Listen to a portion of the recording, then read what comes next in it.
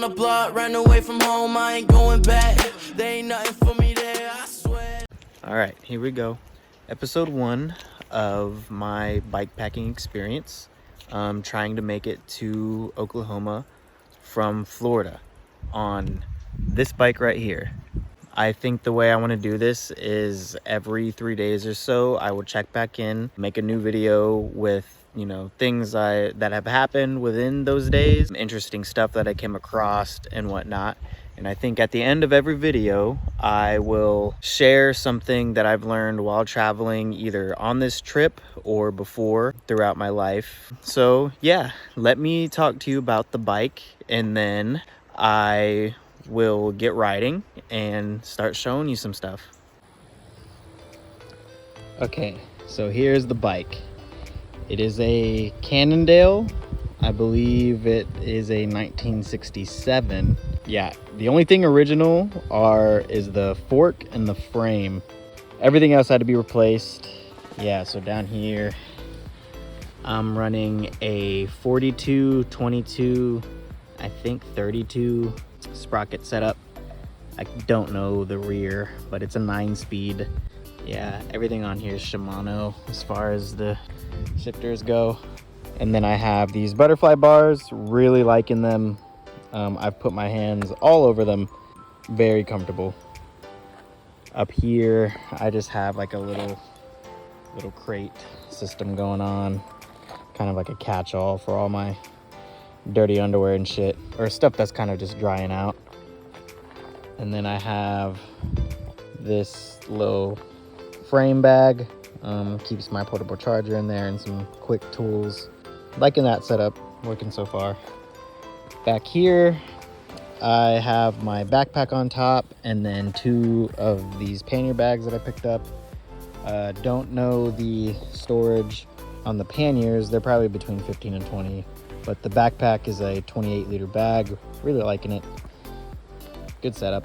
What I'm most excited about is this Burley Nomad trailer. I wanted a trailer coming out here to do this. Figured it was the quickest way to get into all this. Getting a trailer would just kind of be like just a big kind of catch-all for all of my gear and whatnot. This Nomad 10 solar panel came with a battery pack. I got that strapped up to the top, running a power cord in there, and then if you look inside, it is charging my battery pack right there. So really nice, really liking it. And yeah, this is the steed. This is what's gonna get me to Oklahoma. So why don't we get riding? Another thing I wanted to mention, the roads haven't been too hard so far, but when maps tells you it's an unpaved trail, listen to it, especially if you have a road bike, because goddamn, this shit is like shaking me apart. I still got another like couple of miles doing this. So yeah, just listen to your maps. Listen to your maps. This shit has been pissing me off, but we're almost through it. So I'll see you whenever I make it out. All right, the road smoothened out a little bit. Still a little bumpy, but I see the end. I see the end. It is down there. We're almost there. Okay, so a little update. Made it out of that unpaved road a while ago. It's been nothing but highway riding. That's what I've been looking at for the past hours. I think I got another like 20 something miles to go. Getting there. It's been a long day, that's for sure. That unpaved road was sandy and bumpy and took a lot out of me to get out of. That was a huge amount of time spent on that road. I missed the pavement for sure. I'll check back in once I make it to the campsite. See you then. So it is the next morning. I got into camp pretty late last night. It was completely dark, so I didn't even bother recording. I was also really tired. I rode until like 9 last night. I also realized I forgot to mention that this was not the first day of the trip. I've actually been on the road for about 3 days now. And I think within those 3 days, I've done, I think, about 200 miles, like right on the dot. Right now, I just got some breakfast going on. I plan on going over my gear and stuff in the next video, so stay tuned for that. So I decided before I leave this campground to check it out, and I came across a really pretty sight. So this is what I'm coming up on.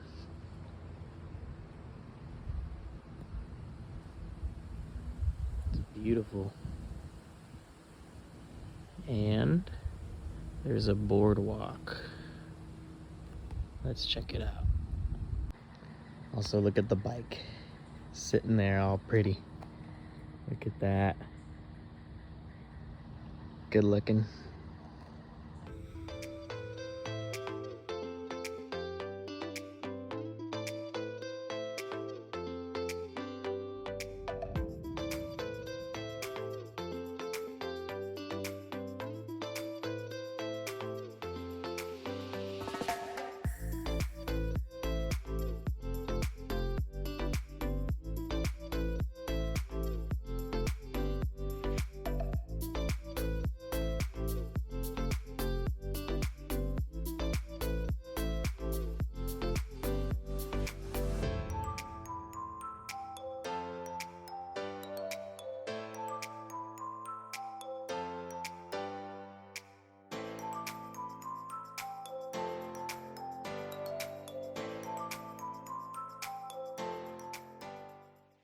So right now there's so many birds out. One of my favorite things about the morning, and one that's nearby that I can hear, I've actually seen it a couple times too, is called a kingfisher.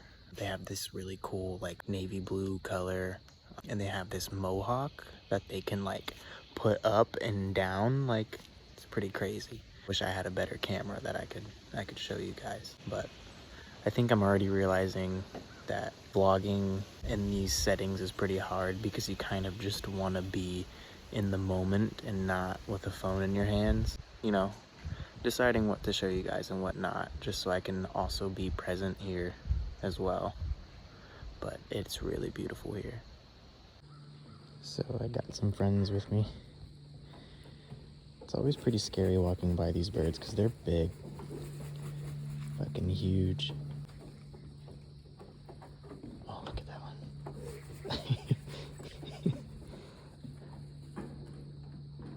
Oh, look at that. Look at him hopping. Look at that pose. A little sassy one, you.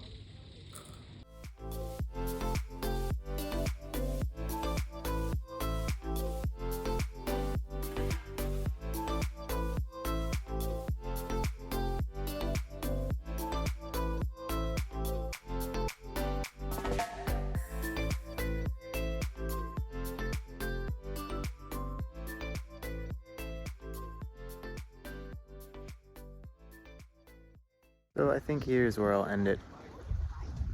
Very beautiful spot. Look at that. Really cool. Okay, now for some words that I've learned. I wanted to come here to talk about the flow state.